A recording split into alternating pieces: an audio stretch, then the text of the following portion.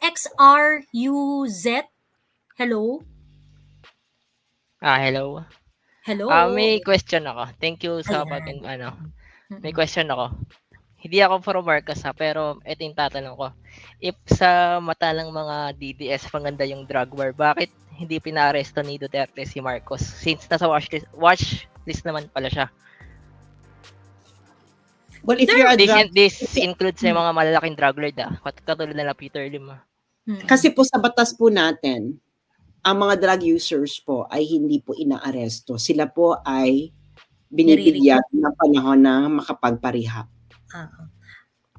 Actually, XX, kasi, ine-equate nyo kasi yung parang, yung drug list, ganyan-ganyan, yung ganyan. PRRD never referred to BBM as A drug as a drug lord. Okay? Sinabi niya, si BBM ay addict. Ay addict, 'di ba? Ay addict. How do we treat addict in our society? Nire-rehab, 'di ba? 'Di ba nung si PRRD nung ni-launch niya yung drug war, pinasuko niya lahat ng addict na dapat magpa-rehab kayo, ganyan ganyan. And ang daming sumuko. Pati yung mga pusher na small time actually sumuko din. 1.5 million. Yes, oo. And also, ang tawag dito, kumbaga, he actually gives space dun sa mga drug addict na magbago kayo, ganyan-ganyan. And also, yung tokhang na approach ni PRRD dito sa war on drugs is actually, tok-tok, pakiusap. Pag alam niya na ang family member mo ay drug addict, kakatukin niya yung bahay ninyo at sasabihin na, nanay, tatay, yung anak nyo addict. Pagka iyan, wala kayong ginawa dyan at yan ay naging salot ng lipunan, pasensyahan tayo. Okay? So ngayon, your question, bakit hindi inaresto? Is it out of character dun sa war on drugs ni PRRD? It is not. Okay. Now, during the speech of PRRD, kahit si PRRD, tinanong niya, ang tanong dyan, sino ang nagsusupply sa kanya? Okay? So, there, you can actually see that hindi naman niya nire-refer na drug lord si BBM drug user. And ang problema sa drug user, hindi nga maayos ang pag-iisip. And PBBM happens to be the president of this country and we cannot afford na laging bangag ang isang presidente because our future depends on his on his decision making. Yun yung issue ng XX. Well, tama yung tanong ni XXRY, no? Pero maraming possibilities. One possibility is baka sinabihan siya nandito sa drug list at baka naman kasing nanako magpaparehab. O hindi nagagamit. So kaya hindi na siya pinangalanan diyan. Wala namang pinangalanan na addict ng mga politiko doon sa drug list ni sa narco list ni Duterte. Mga pinangalanan doon is yung mga pulis na involved sa drug trade. So hindi naman yung pinangalanan. So, maraming politikong addict. So, hindi lang si Marcos, pero pinangalanan niya yung mga protector, yung mga yon. Kasi alam ko yan, no? Alam ko yung hindi dahil sa nasa watchlist kay nuhuli ka kasi meron akong relative. Yung kaya ayoko ng shabu, no? Meron akong relative na addict sa shabu. Nandun siya sa watchlist. Sabi ko talaga, bahala ako. Sabi ko talaga, ay naku, pag sinabihan ko yung mga kamag-anak, pag hindi yan nagbago, bahala na kayo. Sabi ko, and this experience is across the board. You talk to a lot of family. Alam nila na yung kamag-anak nila nasa watchlist dahil nga addict. Yeah. Hinuli ba? So, ayun XX. So parang tingin ko you really have to actually nung una nga nung mga tinatanong nila yan na parang sige, let the president explain it, ganyan na parang kaso parang ginawa rin siyang bala nung mga anti-Duterte na hindi, dapat hinuli niya, dapat kineme niya, ganyan. So that is why may yung isang episode ko actually dito, we look back dun sa war on drug na parang ano ba yung treatment ni PRRD sa mga addict in the first place? Oh, The 1.6, 1.7 million lang sumuko, no? They're all Inulong, di ba? Di ba inaresto? Oh, kasi di ba inano na nga namin to, no, na nakafocus kasi yung mga tao sa namatay, pero hello, most na na-apprehend sa war on drugs are buhay. Less than 1% lang ang namatay. So if we're gonna look at that number, yeah, you can cry for 20,000, but the truth is, sabihin na natin na 20,000, which is not a true number dahil nasan ba yung 20,000 bodies? No one can produce 20. Ha? Nasa Rappler. Oo, no one can produce 20,000 bodies. Di ba nakita nyo ng COVID? Yung sa New York, di ba? Ilang katawan pa lang yun, 1,000 or 5,000 dead. Wala na silang mahanap ng paglilibingan. Pampalibingan. Kahit sa Italy, di ba? Ilan ba yung namatay sa Italy? Parang wala pang 5,000 yung namatay sa Italy ata nung mga matatanda. Wala na silang paglibingan. Nakakalat na lang yung mga bangkay. Tayo bakla 20,000. Saan ba nilagay yan? 20,000 na yan. Di ba? Parang, nasan yan? Anyway, so, yun yung na pag titingnan mo yung statistics, mas marami yung buhay na buhay. Yung mga anak ng OFW yung mga OFW nga natutuwa sila, nagtabaan yung mga anak. Yung mga nasa Netherlands ako, yung mga kapatid nila, kamag-anak nila na mga adik na wala na sa pag-aadik. Pero may mga natatakot din ngayon kasi bumalik na sa pag-aadik yung mga kamag-anak nila nung nawala si Duterte. So maybe there is a problem. Charot. Anyway, so yun ang eksena natin, no. Bakit si pero tama yung tanong. I believe na explanation yan in the future kung bakit hindi siya pinahuli. Dahil nga adik lang naman. Oo. So ayun, does that make sense with you, XX? Para sa akin, parang lang, 50-50. Nagets ko yung 50-50, yung 50 parang hindi ako na And what stops you from being convinced? Kasi nung panahon ni Duterte, meron talagang inosenteng na kunwari yung warrant of arrest. Wala namang warrant of arrest, pinapahuli yung tao kahit inosente. Pero yung malalaking drug lord talaga, tulad nila Peter Lim, hindi sila pinapahuli. Kasi katulad may standing warrant of arrest si Peter Lim. May warrant of arrest si Peter Lim. Pinapahuli siya. Ayun nga, pinapahuli siya pero hindi siya hulihin. Pero yung mga walang warrant of arrest. Nagtatago siya. Nagtatago siya, but he has a standing warrant of arrest, so he is going to be apprehended anytime. XSRY, kilala mo ba ang mga paruhinog? Kilala mo ba si Jaguar? Kilala mo ba sila Kerwin Espinosa? Kilala mo ba ang mga huge drug lords na nahuli nung panahon ni PRRD? Actually, hindi lang sila huli, patay na sila. Patay, oo. Kilala mo ba si Paruhinog, XXRY? Nababalitaan ko lang. Okay. Aminin ko yan. David Ryan Ignacio, handito ka ba, David Ryan Ignacio? Kasi si David Ryan Ignacio has a very, very real experience with the Paruhinog.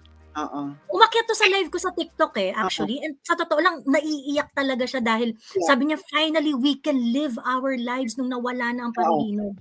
XXRY, ilan taong ka na ba? 26. 26 bata pa. So hindi niya talaga alam, hindi niya kilala to si Paruhinog. Okay. Ang mga Paruhinog, XXRY, sila ang drug kingpin sa buong Mindanao. Ang mga Paruhinog, naka-base yan sa Osamis. Okay, ang Osamis ay sa Misamis Oriental, tama ba? Ang Osamis. Ang Osamis City, mayor dyan si Paruhinog. Ang mga Paruhinog, dati yang karnaper. So, ayan yung na-involve sa Kuratong Baleleng na pinatay ni Ping, no? Nag-i-issue rin niya kay Ping noon dahil nga sabi, EGK, Ngayon, itong mga Paruhinog, so marami silang syndicate, no? drugs, etc. Pero sila ang drug kingpin. Lahat ng shabu sa Mindanao, majority niya, 90%, etc., nanggagaling yan ng Osamis. At sa sobrang lala ng sitwasyon sa Osamis XXRY, ang shabu ay binibenta na parang candy. At ang mga medical doctors, medical practitioners na nagvo-volunteer sa Osamis, naloka sila dahil ang number 1 prescribed drug ay antidepressant. Kahit bata, nireresetahan ng antidepressant dahil nga talamak ang shabu. Kasi nga, syempre, yung mga magulang nila nasa bahay, nagsashabu sa harapan ng mga bata, naamoy nila yan. Ngayon, for the longest time, walang makagalaw sa mga parohinog. Kung isi-search mo yan, lahat ng politiko humihingi ng campaign funds kahit parohinog. So, pag nakita mo yan, may humihingi ng support, campaign funds, dahil maraming pera si parohinog. Dahil sila ang drug kingpin yan eh. Sino yung naka-timbog? Duterte. Ngayon, mas gugustuhin mo ba XXRY nagbuhay si Parahinog or patay si Parahinog? Para sa akin, lahat ng malasamang elemento sa Pilipinas mawala eh. Actually, XX, ang tanong ko ito, I think agree naman tayo doon na dapat talaga ubusin tong lahat ng mga na to eh. Ang tanong ko, so why do you feel not convinced doon sa naging approach sa war on drugs just because hindi nahuli si Peter? Sandali daw. May umaapila. Sabi ni John Remelo, I'm sorry sa diyan totoo. Ano ang hindi totoo dyan? Ano ang hindi totoo, John Remelo? Sa aking sinabi. Expand daw nila sa Pilipinas. Mas malaki daw yung sapok. Mas malaki yata yung sakop nila. Mas malawak yata. Less ang addict sa Osamis. Actually, maraming addict sa Osamis City. According to my sources na taga-Osamis. Na taga-Osamis. Yes, yun rin yung sinasabi sa akin ng mga taga-Osamis. At meron din akong kakilala na kamag-anak ng mga Parahinog. So, yun po ang aking source. So, kung mas maganda po yung source niyo, sabihin niyo lang sa akin. Pero marami ako nakausap. May nakausap pa akong judge sa Mindanao during the term of Duterte. Siya ang nag-feed sa akin ng information.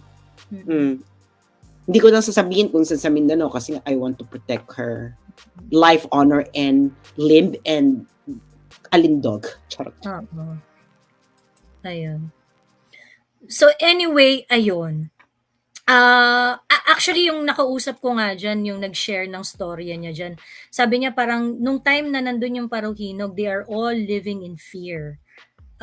Because it was like Paruhinog Kingdom, yung Osamis during that time.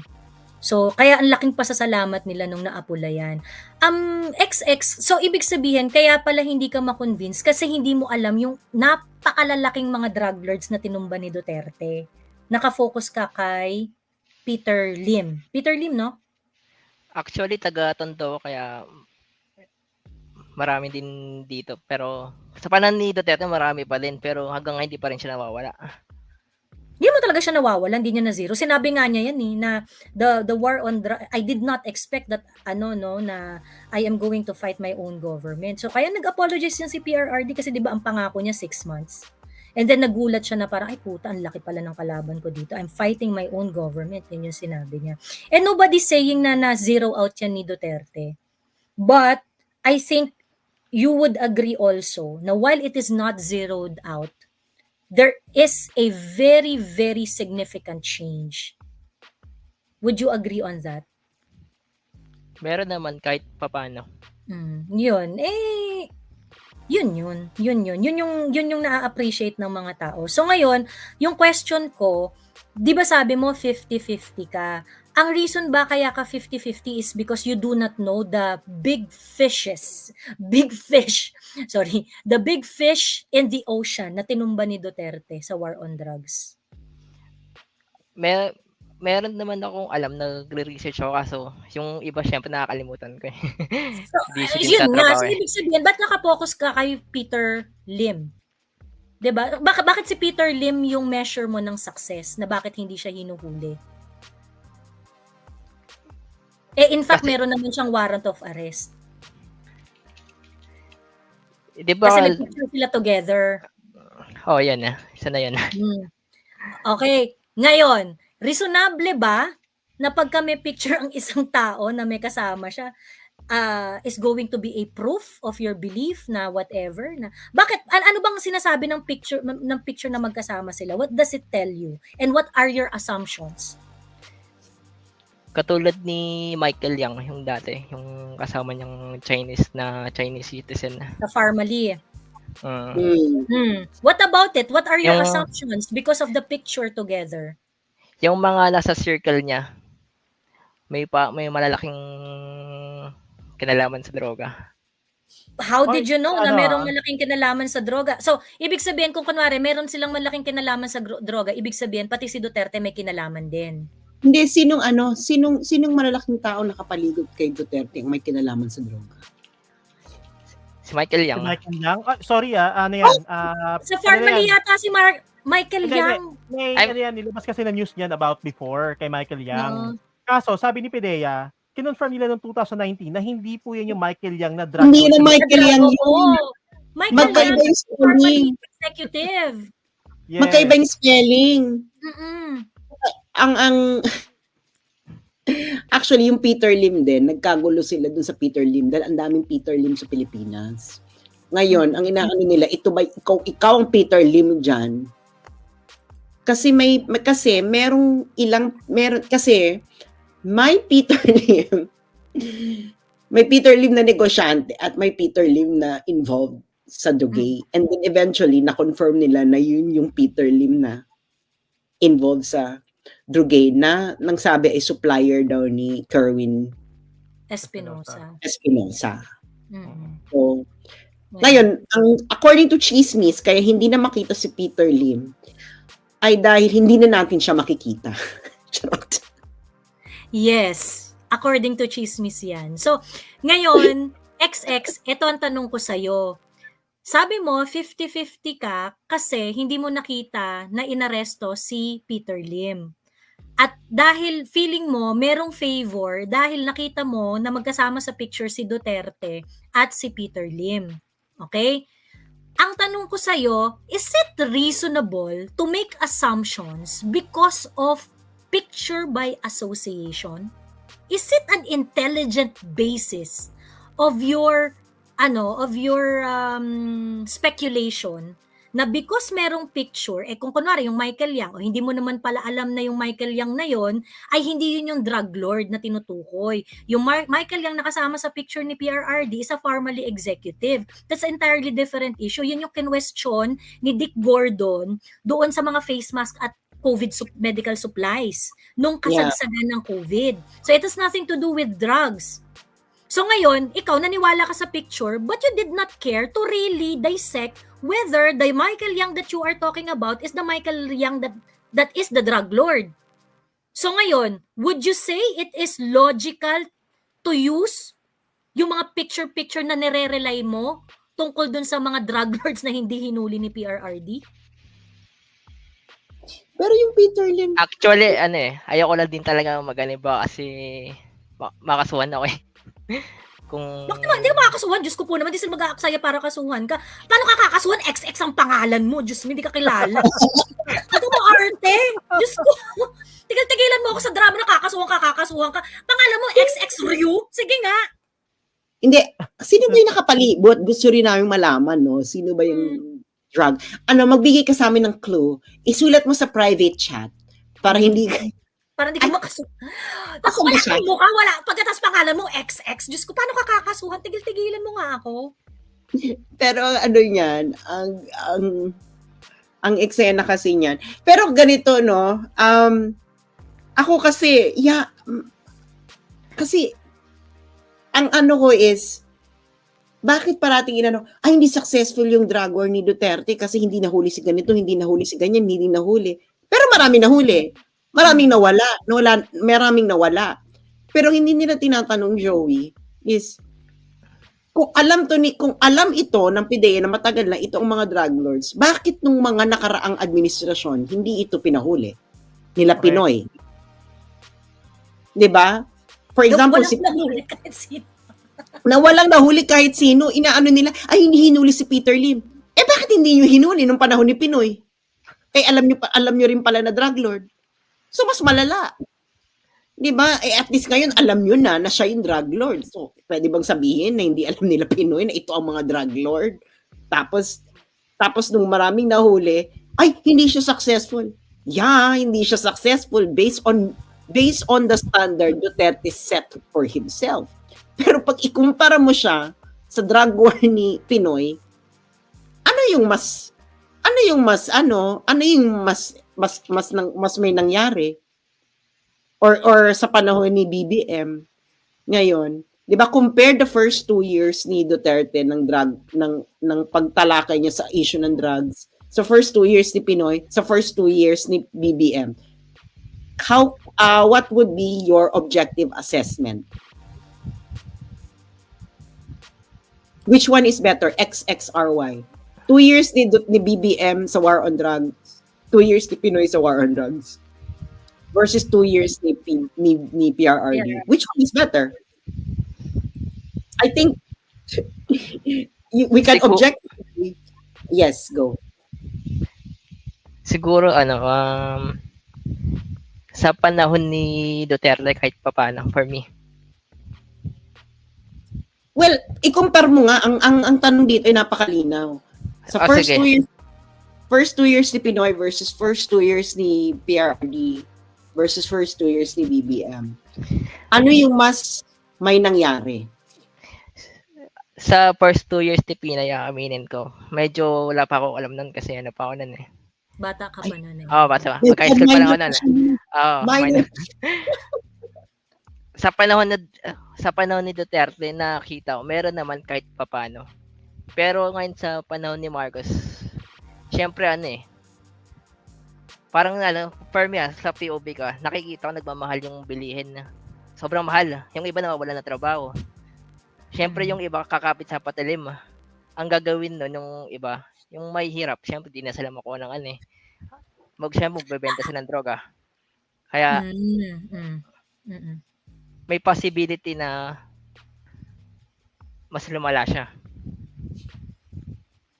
Well, actually, XX, to be fair, ang claim ng PBBM administration is that bumaba ang krimen, bumaba ang mga drug incident, kineme, ganyan-ganyan. Yun yung claim nila and they have number to prove it na sinasabi nila na bumaba yung numbers. However, this is the difference between the public perception during PRRD time and the public perception during PBBM time. Kasi now, while they try to feed us numbers that it goes down, people are not convinced. 'Di ba? Kasi nakikita nila yung mga kamag-anak nilang addict noon na na-reform during PRRD time. Ayan, pumapayat na naman ulit. Pagkatapos, another indication, XX, mas mura ngayon ang drugs. Yeah, ang mahal ng drugs. Very clear indication that the incidents, that the war on drug now softened up. Kasi the fact that it's very easy to access now ang droga, it tells you na your numbers is not telling the truth. Bakit mas madaling makuha ngayon? Diba? Alam mo bakit wala na silang wala na silang balita kung magkano na ang street ng shabu. Kasi nung panahon ni Duterte, every week ata or every month binabalita kung magkano, 'di ba? Kinumpare pa nga nila. Yan ang pinakamagandang indication kung effective ang war on drugs. Pag yan nagmamahal dahil sa sobrang hirap makakuha. Ngayon, ang daming nahuhuli, 'di ba? Ng mga nasiseize ng mga drugs. But the Yes. street value ng drugs, napakamura ngayon. Napakamura ngayon. I actually read a message of one of my sabi niya, taga Cebu siya eh. Sabi niya ganun, Miss Joey, 11 years ako sa Cebu. I've seen people literally na nagdodroga sa kalsada, ganyan-ganyan. Nawala to Duterte time. And now, nagbabalikan sila. And my God, the prices is, is very, very different now. It's very easy to access now. Kasi nga mura. Mura na siya. So, ibig Bakit sabihin, nagmumura ang drugs? Nagmumura siya kasi madali mong ma-access. Ay, nako. Ayun.